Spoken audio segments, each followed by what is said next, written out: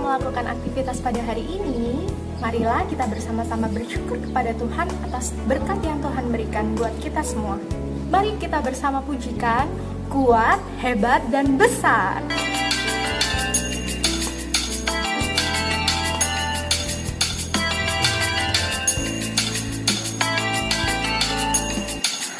Kuat-kuat yang terkuat, hebat-hebat yang terhebat, besar-besar yang terbesar, itulah Tuhan Yesusku. Kuat-kuat yang terkuat, hebat-hebat yang terhebat, besar-besar yang terbesar, itulah Tuhan Yesusku. Yesus yang terkuat, Yesus yang terhebat, Yesus yang terbesar-besar, tiada tandingannya. Yesusku, Yesus yang terkuat, Yesus yang terhebat, Yesus yang terbesar-besar, tiada tandingannya. Nah, saatnya kita bersama-sama membaca ayat hafalan kita pada pagi hari ini, yang terambil dari Mazmur 118 ayat 14. Tuhan itu kekuatanku dan mazmurku, Ia telah menjadi keselamatanku. Let's say in English, Psalm 118 verse 14. The Lord is my strength and song, and is become my salvation.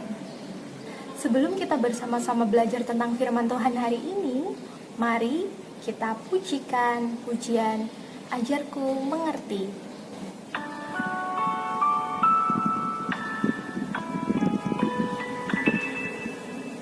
Bapa-Ku datang kepadamu, ucap syukur atas kebaikanmu. Sekarang ku buka telingaku, ku mau dengar suaramu, biar ku mengenalmu lebih dalam, lebih dekat.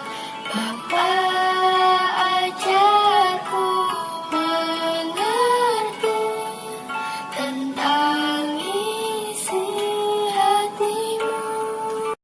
Mari anak-anak, sebelum kita mendengarkan firman Tuhan, marilah kita berdoa.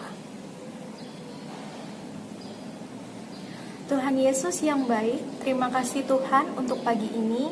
Kalau Tuhan bangunkan kami pagi ini, kami bisa bernafas, melihat keluarga kami, melihat teman-teman kami, dan merasakan Tuhan segarnya udara sejuk yang Tuhan berikan.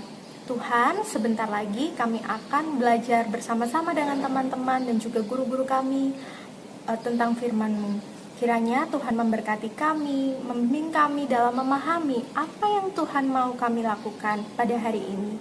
Terima kasih Tuhan Yesus yang baik, hanya di dalam nama-Mu kami berdoa dan mengucap syukur. Amin.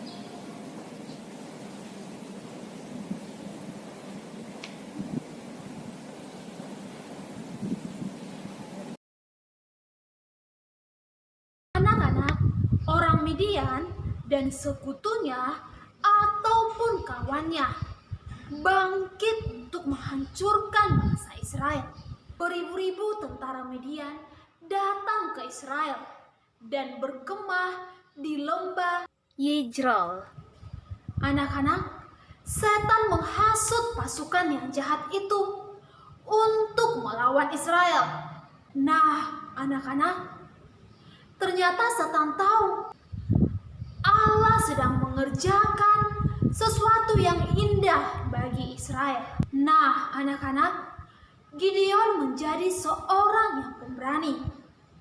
Dan hal ini membuat orang Israel penasaran. Mereka penasaran apa yang membuat Gideon menjadi pemberani. Padahal sebelum berperang melawan orang Midian, dia seorang yang penakut. Nah, ternyata anak-anak, diam-diam Gideon meminta kepada Tuhan untuk memberi tanda lagi. Dia berkata, Jika engkau mau menyelamatkan orang Israel dengan perantaraanku, seperti yang kau firmankan itu, maka aku membentangkan guntingan bulu domba di tempat pengirikan. Apabila hanya di atas guntingan bulu itu ada embun, tetapi seluruh tanah di situ tinggal kering, maka tahulah aku bahwa engkau mau menyelamatkan orang Israel dengan perantaraanku, seperti yang kau firmankan. Dan demikianlah terjadi, sebab keesokan harinya, pagi-pagi ia bangun. Dipulasnya guntingan bulu itu, dan diperasnya air embun dari guntingan bulu itu, secawan penuh air. Lalu berkatalah Gideon kepada Allah, Janganlah kiranya murkamu bangkit terhadap aku, apabila aku berkata lagi, sekali ini saja. Biarkanlah aku satu kali lagi saja mengambil percobaan dengan guntingan bulu itu. Sekiranya yang kering hanya guntingan bulu itu, dan di atas seluruh tanah itu ada embun. dan demikianlah diperbuat Allah pada malam itu.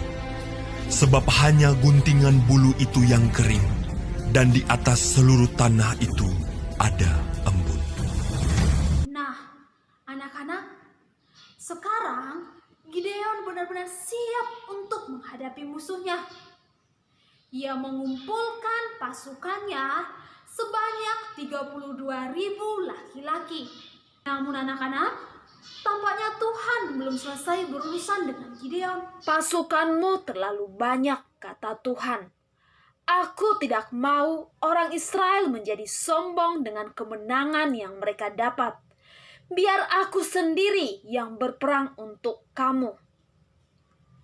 Anak-anak, Tuhan berkenan memberikan kemenangan kepada Israel, supaya setiap orang tahu bahwa Dialah pembebas dan penyelamat. Tuhan menyuruh Gideon untuk memulangkan orang-orang yang takut berperang. Sebanyak 22.000 orang dipulangkan ke rumahnya masing-masing. 10.000 orang sisanya tetap ikut berperang. Wah, pasukanmu masih terlalu banyak, kata Tuhan. Tuhan mau Gideon menggunakan pasukan yang lebih kecil. Tuhan tahu kalau Israel menang dengan 10.000 tentara, maka mereka akan mengambil kemuliaan untuk diri mereka sendiri. Gideon pun jadi bingung dibuatnya. Perkemahan orang Midian tersebar sejauh mata memandang.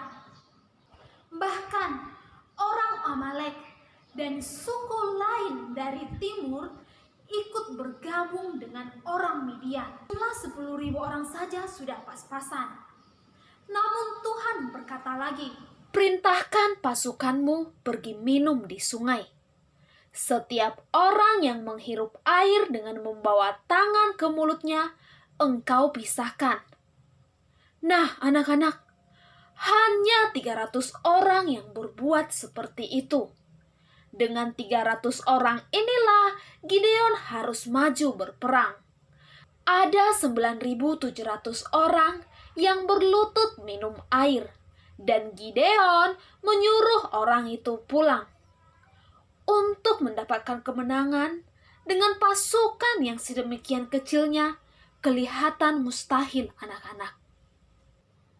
Anak-anak, orang-orang Gideon membawa obor dalam bejana tanah liat pada tangan yang satu, dan yang satu lagi membawa sangkakala. walaupun kelihatannya rencana Gideon tidak masuk akal, namun ia dikuatkan oleh mimpi yang diberikan Allah kepada salah seorang tentara musuh. Gideon membagi orang-orangnya dalam 3 kelompok dan mengepung perkemahan musuh yang besar. Tiba-tiba pasukan Gideon meniup sangkakala, memecahkan bejana tanah liat, dan mulai berteriak. Pedang demi Tuhan dan demi Gideon! Anak-anak, orang-orang Midian yang ketakutan itu bangkit dan mulai menggunakan pedangnya dengan membabi buta. Mereka membunuh teman-teman mereka sendiri dalam perkemahan itu. Orang-orang Israel di sekitar tempat itu datang membantu mengejar tentara musuh dan membinasakan tentara Midian. Kemenangan orang Israel sangat mengagumkan, dan mereka datang kepada Gideon dan meminta dia untuk menjadi raja mereka. Gideon berkata, "Aku bukanlah raja kalian. Putraku pun tidak akan menjadi raja kalian. Satu-satunya raja kalian adalah Tuhan." Gideon berhasil karena percaya pada kuasa Tuhan. Anak-anakku, kita dapat mengerjakan segala perkara karena Tuhan Yesus Kristus yang menyertai dan menolong kita. Jika Allah di pihakku, siapakah lawanku? Allah di pihakku, aku tidak akan kalah.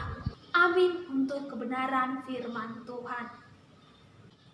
Anak-anak, lipat tangannya, tutup matanya, tundukkan kepalanya, mari kita berdoa. Terima kasih Tuhan Yesus buat kebaikan-Mu dalam hidup kami. Terima kasih Tuhan jika kami telah mendengarkan sebagian daripada kebenaran firman-Mu. Tuhan Yesus, ajar kami Tuhan agar selalu percaya akan kuasa-Mu dalam hidup kami. Tuhan Yesus, ajar kami Tuhan agar selalu mengandalkan Engkau dalam hidup kami. Engkau Allah kami, Engkau Bapa kami yang sangat baik, yang sanggup memulihkan kami. Tuhan, Engkau adalah penolong dalam hidup kami. Jika Tuhan berada di pihak kami, siapakah yang menjadi lawan kami? Tuhan yang menjadikan kami menjadi pemenang. Tuhan yang menguatkan kami. Ajar kami Tuhan untuk selalu berharap kepadamu. Tuhan, segala kegiatan pada hari ini kami serahkan ke dalam tangan-Mu. Di dalam nama anak-Mu Yesus Kristus kami berdoa dan mengucap syukur. Amin.